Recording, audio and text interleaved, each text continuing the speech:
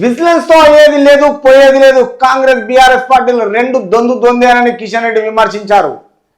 నువ్వు బీఆర్ఎస్లో అక్కడి నుంచి కోట్లు దండుకున్నప్పుడు ఏం లేదు, వాళ్ళతో చీకటి ఒప్పందం చేసుకున్నప్పుడు ఏం లేదు. కానీ ఈరోజు కేసీఆర్ తోటి నువ్వు ఏనాడన్నా కేసీఆర్ను కరెక్ట్గా నిలదీశావా?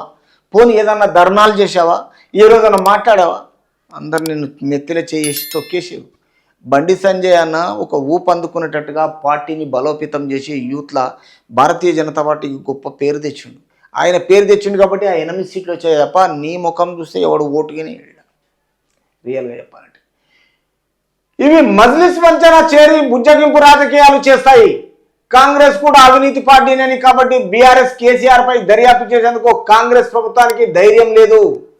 కాంగ్రెస్ ప్రభుత్వానికి ధైర్యం ఉందా లేదా? మీ పార్టీ కన్నా ముందున్న జాతీయ పార్టీ ఈరోజు 10 సంవత్సరాలు లేకపోతే కాదు, తెలంగాణ ఇచ్చింది అదే, తీసుకొచ్చింది అదే. ఈరోజు తెలంగాణ రాష్ట్ర ప్రజలు 4 కోట్ల మంది అనుకూలంగా కష్టపడి తెచ్చుకున్నారు. నీ వల్ల వచ్చిందే లేదు. నువ్వు చీకటి ఒప్పందాలు చేసే కేసీఆర్కు ఒక బినామీవి.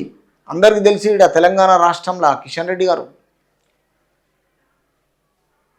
కేసీఆర్ దర్యాప్తు చేసేందుకు కాంగ్రెస్ ప్రభుత్వానికి ధైర్యం లేదు. సిబిఐతో విచారణ జరిపించాలని మేము డిమాండ్ చేస్తే విజిలెన్స్ పేరుతో కాలయాపన చేస్తుంది.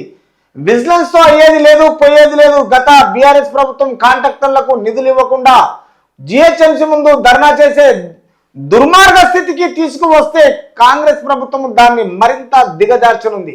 హైదరాబాద్ నుంచి రాష్ట్రానికి పెద్ద మొత్తంలో ఆదాయం వస్తున్న జిహెచ్ఎంసీకి నిధులు ఇవ్వడం లేదు అని కిషన్ రెడ్డి మండిపడ్డారు.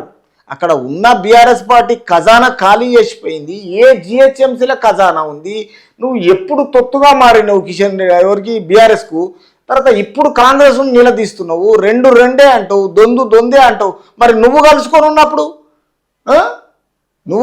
ఉన్నప్పుడు చీకటి ఒప్పందాలు, పార్ట్నర్లు అన్నీ మీరే. మీకు ఎలా ఉంటుంది అంటే మీరు చేస్తేనేమో సంసారం, మిగతా చేస్తే వ్యభిచారం. ఆ టైపు మీరు. బుద్ధి ఉండాలి నిజంగానే. చెర్రని నువ్వు రాజకీయ నాయకుడువా ఏమన్నా? అది చెప్పాలంటే సిగ్గు అనిపిస్తుంది మాకు.